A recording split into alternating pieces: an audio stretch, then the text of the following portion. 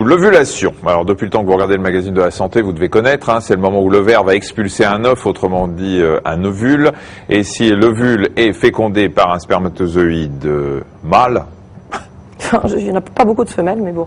c'était pour voir si vous suiviez, on peut obtenir une grossesse. Mais pour certaines femmes, l'ovulation est absente ou irrégulière. Oui, ces troubles de l'ovulation sont une des causes les plus fréquentes d'infertilité féminine. Heureusement, diagnostic et traitement ne cessent de progresser pour leur permettre de donner la vie malgré tout.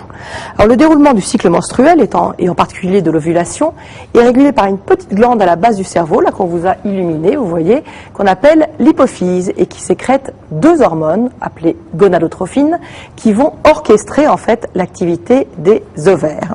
Alors pour bien comprendre déjà, on va vous expliquer quelque chose. Ça c'est un schéma de l'ovaire. Et ce qu'il faut que vous compreniez, c'est qu'avant que l'ovocyte ne soit expulsé, il y a différentes phases de maturation de cet ovocyte. On part d'ici. L'ovocyte et ovule, c'est pareil. Oui, on va simplifier.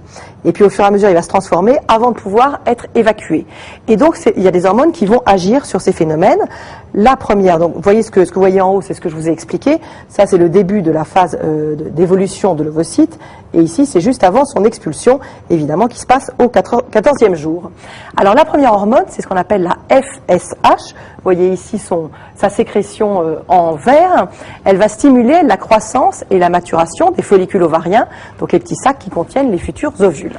Alors quand le follicule dominant arrive à maturation, eh bien il y a une deuxième hormone qu'on appelle la LH qui est libérée, vous le voyez, autour du 14e jour, toujours par l'hypophyse. C'est elle qui va déclencher l'ovulation. Le follicule va libérer l'ovule, vous allez le voir ici, qui va sortir, pof, et il est expulsé bien sûr vers l'utérus pour attendre une éventuelle fécondation.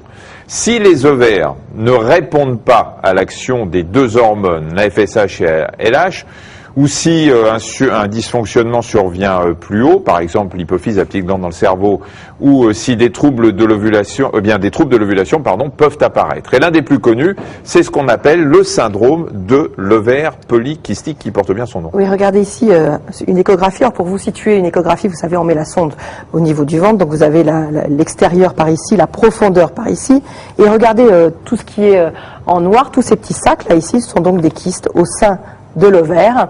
Donc en fait, en réalité, ce sont plusieurs follicules qui n'arrivent pas à maturité et du coup, il n'y en a aucun qui peut être expulsé. Ces follicules vont s'accumuler dans les ovaires, certains même vont augmenter de volume et rester à la surface. On comprend très bien l'infertilité qui en résulte.